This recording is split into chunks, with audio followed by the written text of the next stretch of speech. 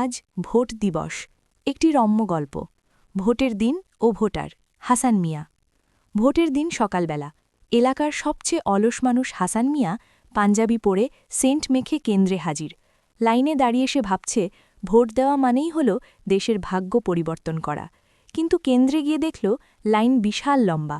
ঘণ্টাখানেক রোদে দাঁড়িয়ে আলকাজ যখন বুথের সামনে পৌঁছল তখন হঠাৎ তার মনে হল সে কাকে ভোট দেবে তা ঠিকই করেনি। একজন তাকে কানে কানে বলেছিল আনারস, আরেকজন বলল ডাব। হাসান বুথের ভেতর ঢুকে ব্যালট পেপারের দিকে তাকিয়ে ভিড়মি খেল। ডাব আর আনারস দেখে তার প্রচণ্ড তৃষ্ণা পেয়ে গেল। বাইরে বেরিয়ে আসতেই সাংবাদিকরা ছেকে ধরল তাকে। ভাই, ভোটটা কার পক্ষে দিলেন? জনতা কি চায়?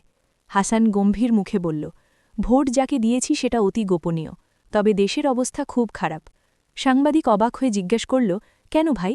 হাসান কপাল মুছে বলল, আরে ভাই, বুথের ভেতর ফলমূলের এত ছড়াছড়ি, অথচ একটা গ্লাস পানি রাখার ব্যবস্থা নেই।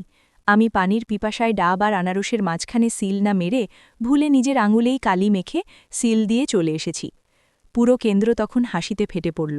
হাসান গটগট করে হাঁটতে হাঁটতে ভাবল, মোটিভেশনাল স্পিচ দেওয়া সহজ, কিন্তু খালি পেটে ঠিক জায়গায় সিল মারা বড় কঠিন কাজ।